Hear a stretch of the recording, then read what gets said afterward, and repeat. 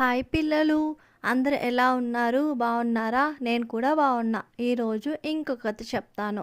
వింటారా మరి? పిల్లలు, మీరు వీడియోని చూస్తున్నారు కానీ సబ్స్క్రైబ్ చేయట్లేదు, బెల్ కొట్టట్లేదు. పిల్లలు సబ్స్క్రైబ్ చేయొచ్చు కదా, ఫ్రీనే కదా పిల్లలు, చేయండి. ఓకేనా? సరే, ఇంకా కథలోకి వెళ్తాను. ఒక అందమైన పల్లెటూరు అనమాట. ఆ పల్లెటూరులో ఒక జమీందారు ఉంటారు. ఆ జమీందారికి ఒక పెద్ద ఆస్తిపడు అనమాట. ఆ చుట్టుపక్కల 10 గ్రామాలకు తనే పెద్ద ఆస్తిపడు. తనకి ఒకటే కూతురు ఉంటుంది. తన పేరు అమ్ములు అన్నమాట. ఆ అమ్ములు చాలా అందంగా ఉంటుంది. ఆ చుట్టుపక్కల జిల్లాలో అటువంటి అమ్మాయి ఎక్కడా ఉండదన్నమాట. ఎంత అందంగా ఉంటుందంటే అంత అందంగా ఉండడమే కాకుండా ప్రతి ఆటల్లోనూ, చదువులోనూ అన్నిట్లో తనే ముందుంటుంది. అంత బాగున్నప్పటికీ తను ఏం చేశాడంటే తన కూతురికి అన్నీ ఇంట్లోనే నేర్పిస్తాడు. అసలు ఇల్లు వదిలి ఆ అమ్మాయి బయటికే పోదనమాట. తన కోసము ఇంట్లోనే గుడి, పార్కు, తనకి ఇద్దరు సర్వెంట్లను అంతా ఏర్పాటు చేస్తాడనమాట జమీందారు. ఎంతో చక్కగా ఉంటుంది. ఆ పని వాళ్ళతోనే ఆడుకుంటూ చాలా హ్యాపీగా ఉంటూ పెరిగి పెద్దదవుతూ ఉంటుందన్నమాట అమ్ములు. తనకి ఆ ప్రపంచం తప్ప వేరేదేం తెలియదు. తను ప్రతీదీ ఏది కావాలన్నా అది ఆ ఇంట్లోనే తెచ్చి పెడతాడనమాట వాళ్ళ నాన్న. వాళ్ళ అమ్మకి, నాన్నకి అంటే చాలా ఇష్టం. అంతేకాకుండా గ్రామస్తులందరూ ఎప్పుడైనా ఆమెను చూసినప్పుడు, అమ్మ నిజంగానే ఎంత అందగత్తే మా జమీందారికి అని చాలా సంతోషంగా ఉంటారనమాట. చాలా పొగుడుతూ ఉంటారు. ఇంత మంచితనం ఉంది, ఇంత అందం ఉంది, అన్నిట్లో తనకు తనే సాటి అని పొగుడుకుంటూ ఉంటారనమాట.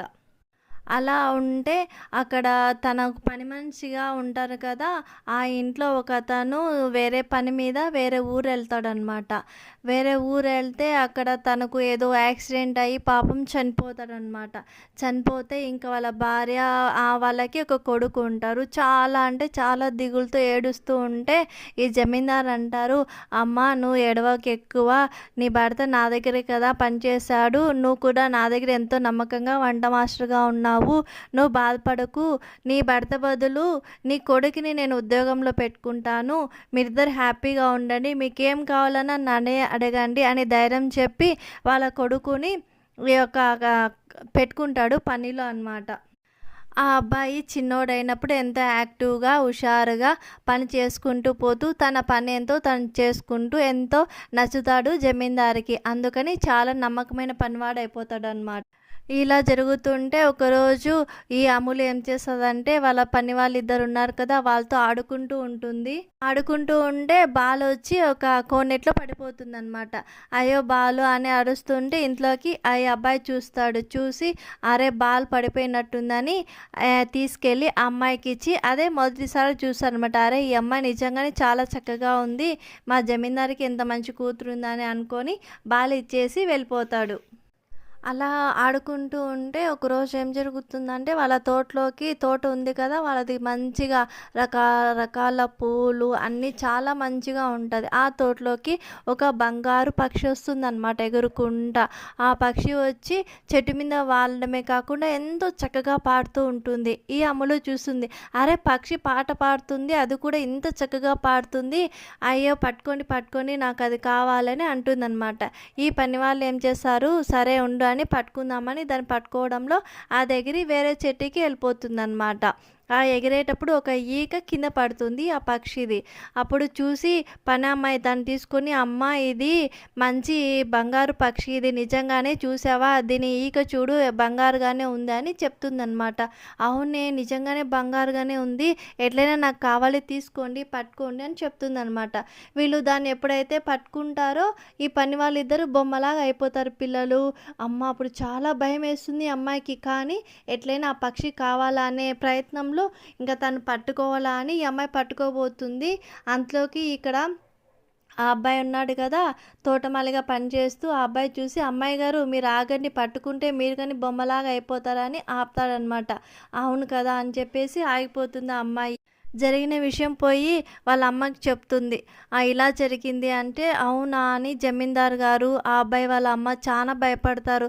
చాలా జాగ్రత్త అమ్మా, ఎలా చేయాలి అని చెప్తే, ఏదో ఒకటి చూద్దాంలే అని ఆలోచిస్తూ ఉంటే, ఆ అమ్మాయి చెప్తుంది, నాకు ఎలాగైనా అదే కావాలి నాన్న, చాలా బాగా నచ్చింది అని అంటుందనమాట. ఇది లోపల పెట్టుకొని ఆ అమ్మాయికి హై ఫీవర్ వచ్చేస్తుంది. ఏమైంది, ఎంత డాక్టర్లు ఏమి చెప్పినా జ్వరం తగ్గట్లేదు, అసలు కొంచెం కూడా బాగా అవ్వట్లేదు.